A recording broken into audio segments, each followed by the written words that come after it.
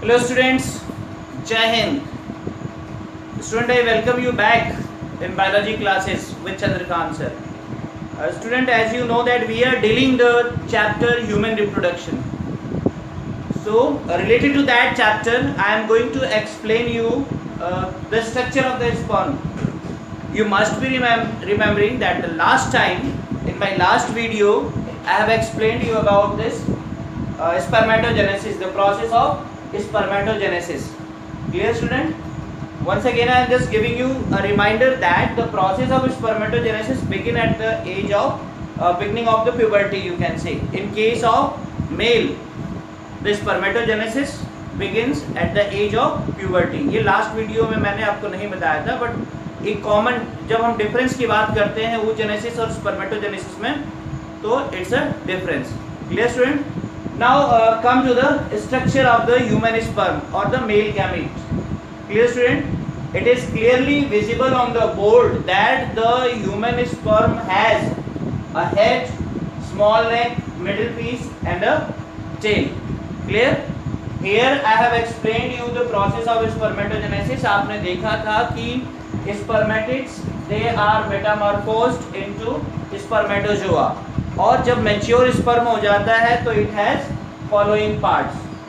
It has big head, clear, and elongated nucleus containing the genetic material, clear, chromosomal material.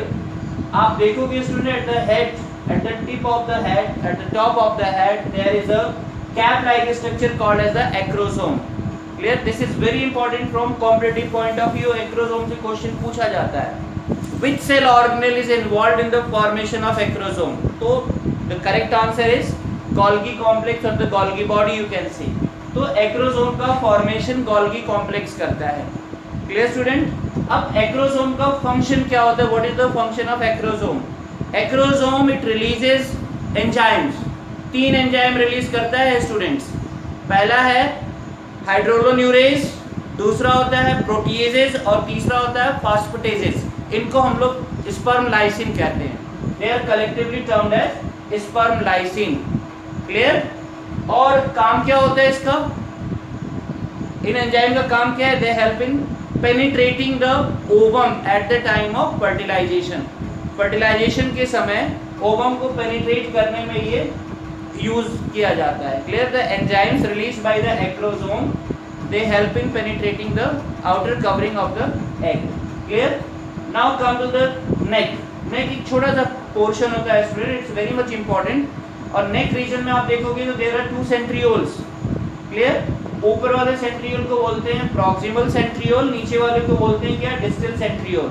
Clear? Proximal centriole ऊपर वाला, नीचे वाला distal centriole, दोनों का अलग अलग रोल होता है. क्लियर? नीचे वाला आप देखोगे distal centriole, it forms axial filament, जो येलो लाइन से आपको नजर आ रही होगी. क्लियर? तो the axial filament it is obtained from distal centriole. और प्रॉक्सिमल सेंट्रियोल का काम क्या होता है student? Proximal centriole help in cleavage of the zygote. क्योंकि एग में अपना सेंट्रियोल नहीं होता, फर्टिलाइजेशन के बाद जब फ्यूज करता है स्पर्म का हेड, जब फीमेल गैमेट से फ्यूज किया तो ये centriole that is the proximal centriole it persist there and it help in the cleavage. Clear? यानी जाइगोट के मल्टीप्लिकेशन में हेल्प करता है, एम्ब्रियो फॉर्मेशन में हेल्प करता है. Now this is the middle portion.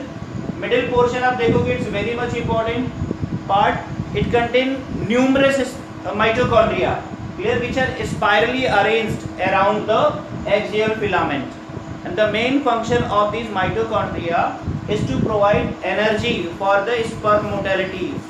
Clear? sperm को swim करने के लिए energy की जरूरत होती है, so that energy is provided by the mitochondria. यहाँ से भी क्वेश्चन फ्रेम होता है कि which portion of the sperm has mitochondria. Clear? तो middle portion contain mitochondria, numerous mitochondria. Clear? उसके बाद आप देखोगे स्टूडेंट ये टेल आता है. टेल का फंक्शन ऑलरेडी आप जानते हो, इट हेल्प इन स्विमिंग.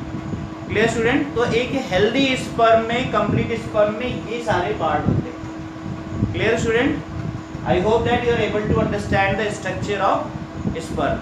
आप देखो स्टूडेंट स्पर्मेटोजेनेसिस में, एक कंप्लीट स्पर्मेटोजेनेसिस में 64 डेज का टाइम लगता है, 64 डेज। और पर डे अगर आप देखोगे तो लगभग 30 million 30 million sperms are produce per day.